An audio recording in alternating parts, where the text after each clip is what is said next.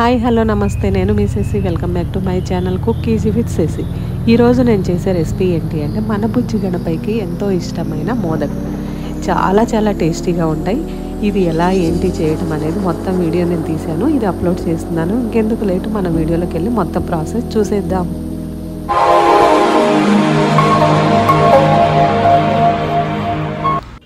First modak తయారు చేయాలి అంటే మనకి పచ్చి కొబ్బరి కావాలి. నేను కింద మా అపార్ట్మెంట్లో కింద గణపతికి 108 ఇద్దాం అనుకున్నాను. 108కి ఇంకా నేను మొత్తం క్వాంటిటీ ఏంటనే చెప్తాను. 4 కొబ్బరికాయలు తీసుకున్నాను. 4 కొబ్బరికాయలు పగలగొట్టి ఇలా తురుము చేసాము. ఆ తర్వాత నువ్వులు 150 గ్రామ్స్, బెల్లం వచ్చేసి 3/4 కేజీ తీసుకున్నాను, 750 గ్రామ్స్. ఇలా నువ్వులు లైట్గా ఫ్రై చేసుకోవాలి దోరగా. నెక్స్ట్ కొబ్బరి ఉంది కదా, కొబ్బరి తురుము కూడా పచ్చివాసన పోయే వరకు కొంచెం నెయ్యి వేసుకొని ఫ్రై చేసుకోవాలి, ఎందుకంటే పచ్చివాసన ఉంటే బాగోదు. తర్వాత వచ్చేసి మన 750 గ్రామ్స్ బెల్లం అని చెప్పా కదా, అది కూడా ఇలా తురుముకోవాలి. తురుముకుంటే ప్రాసెస్ అనేది ఈజీగా ఉంటుంది. ఇలా తురుముకొని తర్వాత మళ్ళీ కాజు ఉంటుంది కదా, కాజు వచ్చేసి సేమ్ నువ్వులు ఎంత తీసుకున్నా 150 గ్రామ్స్, కాజు కూడా అలానే తీసుకొని ఫ్రై చేసుకోవాలి. ఆ తర్వాత ఫస్ట్ అయితే నేను 1 కేజీ రైస్ ఫ్లోర్ తీసుకున్నాను. 1 కేజీ రైస్ ఫ్లోర్లో కొంచెం చిటికెడు ఉప్పు వేసుకొని తర్వాత గోరువెచ్చని వాటర్ వేసి కలుపుకోవాలన్నమాట. మనం చపాతీ పిండి కలుపుతాం కదా, అదే ప్రాసెస్లో గట్టిగా కలుపుకోవాలి. కొంచెం కొంచెం ఆ గోరువెచ్చని వాటర్ వేసుకుంటూ గట్టిగా కలుపుకోవాలి.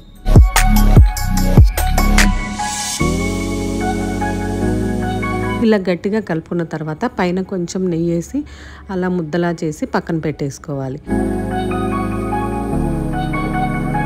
ఆ తర్వాత మనం ఇందాక కొబ్బరి ఫ్రై చేస్తున్నాం కదా, ఈ కొబ్బరి అయితే ఫ్రై అయిపోయింది. ఇప్పుడు అందులో బెల్లం వేసేసుకోవాలి. తురిమిన బెల్లం ఉంది కదా, 3/4 కేజీ బెల్లము 750 గ్రామ్స్ అందులో వేసేసుకొని మొత్తం కలిపేసుకోవాలి. ఆ తర్వాత మనం ఇందాక కాజు ఫ్రై చేసాం కదా, ఆ కాజు కూడా గ్రైండ్ చేసుకోవాలి, మెత్తగా పొడిలాగా చేసుకోవాలి. ఇప్పుడు బెల్లం వేసిన తర్వాత కొంచెం నెయ్యి కూడా వేసి ఆ తర్వాత ఫ్రై చేసిన నువ్వులు కూడా వేసి కలిపేసుకోవాలి. ఆ తర్వాత మనము ఇప్పుడు కాజు పొడి చేయమన్నాం కదా, ఆ పొడి చేసింది కూడా మొత్తం ఇందులో వేసేసుకొని కలిపేసుకోవాలి. ఇవన్నీ కూడా చక్కగా మిక్స్ అయ్యేలాగా కలిపేసుకోవాలి, ఉండలు లేకుండా. అంటే కొబ్బరి మొత్తం అన్నీ మిక్స్ అవ్వాలన్నమాట, అలా కలిపేసుకోవాలి. ఇలా కలిపేసుకున్న తర్వాత ఇప్పుడు దీన్ని పక్కన పెట్టేసి నెక్స్ట్ అసలైన పని ఏంటి అంటే మోదక్ తయారు చేయడం ఎలా. ఇవి మనకి మార్కెట్లో దొరుకుతాయి అన్నమాట, చిన్న చిన్నవి. ఇవి తీసుకొచ్చి మనము షేప్స్ అనమాట, ఇవి మోదక్ షేప్స్ ఎలా వస్తాయి అనేది చూపిస్తా. ఇది లోపల ఇలా ఓపెన్ చేసి చూపించాను కదా, ఇది క్లోజ్ చేసేసి లోపల కొంచెము నెయ్యి రాసేసి మొత్తం కూడా దాంట్లో ఇప్పుడు మనం ఇందాక బియ్యం పిండి రైస్ ఫ్లోర్ కలిపాం కదా ముద్దలాగా, అది మొత్తం చుట్టూ కూడా అది లోపల అప్లై చేయాలన్నమాట. ఎక్కడ గ్యాప్ లేకుండా ఇలా అప్లై చేయాలి. అప్లై చేసిన తర్వాత అది మా అక్క కూతురు ఆల్రెడీ చేసేసింది. దానికి బాగా ఇది మోదక్ అసలు అదే నేర్పింది కూడా నాకు కూడా, దాన్ని పిలిపించాను. అక్క కూతురు కొన్ని ఇయర్స్ ముంబైలో ఉంది, అప్పుడు దానికి బాగా అలవాటైందనమాట ఈ రెసిపీ. అప్పుడు వచ్చిన దగ్గర నుంచి అది ఎవ్రీ ఇయర్ కూడా మన బుజ్జి గణపతికి ఈ మోదక్ తయారు చేసి ప్రసాదంగా పెడుతుంది. అది నాకు కూడా అంటించింది అనమాట. నాకు ఇంకా అది అలవాటైపోయింది. ఇప్పుడైతే మనం లోపల పిండి అప్లై చేసాం కదా, తర్వాత కొబ్బరి చిన్న ఉండలాగా చేసి అందులో పెట్టేసి మళ్ళీ పైన అది ఆ పిండితోని దాన్ని ఫిల్ చేయాలన్నమాట, కవర్ చేయాలి. అంటే పైన కనిపించకుండా గ్యాప్ కవర్ చేయాలి. అలా చేసిన తర్వాత మనకి ఇలా క్లోజ్ చేసాం కదా, అక్కడ ఓపెన్ ఉంటుంది, అది ఓపెన్ చేస్తే మనకి షేప్ ఇలా వస్తుంది. చాలా ఈజీ, కొంచెం ప్రాసెస్ ఉంటుంది బట్ చాలా ఈజీ అనమాట.